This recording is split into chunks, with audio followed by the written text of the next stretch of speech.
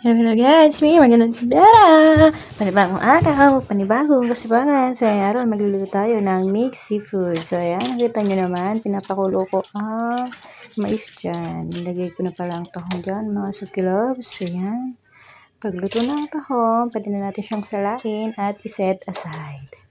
Ayan, pagkatapos natin i-set aside ang tahong, sorry, wala akong crabs, kaya tahong, hipon, at saka pusit lang ang ilalagay ko. So, ayan, meron din ako dito ng mga sugpo. Ayan, napaka-fresh. Yung fresh ng nagluluto.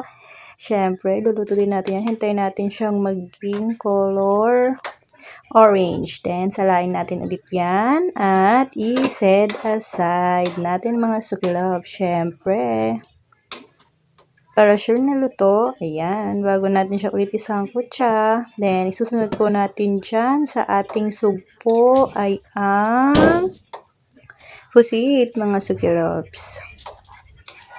So, ayan, sunod natin ang pusit. Lagyan natin mga sukilops. Halu-haluin. Yung pinagkuluan yan mga sukilabs mamaya, ayan ang gagawin natin na pang-sabaw doon sa ating panggisa mamaya. So, ayan. Pagluto na mga sukilabs, yummy. Set aside din natin siya, syempre. Para mamaya, mas madali na natin siyang maluto. Diba mga sukilabs? So, ayan. Yan lang. Hiwalayin natin. I-stain lang natin siya. Then, and tapos na. Yan, pag nakita nyo ng luto na ang pusit, pwede na natin siyang hanguin at iset aside. At yan na ang ating nilagang mais. May lagyan din sa mixed seafood. So, maganda lang tayo malinis na kawali. Natin ng mantika, ang kawali.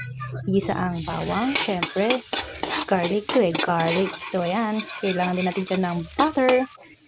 Tinawin natin ng butter hanggang sa malusaw, mga sukilops. Then, so, nalagyan natin ng durog na paminta. Sprite, syempre, at asukal. Ito na yung pinag-boilan natin kanina. Ilagay natin siya para lasang-lasa ang ating sabaw. Aji siya, garlic flavor. Ayan, lagyan na natin yung mga sinet aside natin.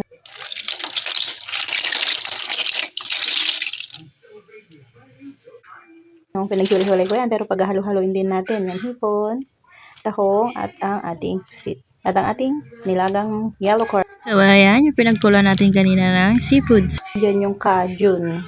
Yan.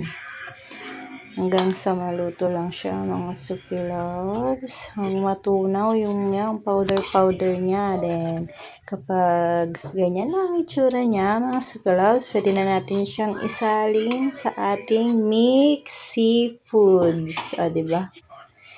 Yan. Lagyan na natin. Finished product na. Thank you for watching. Please like, share, and follow. Bye!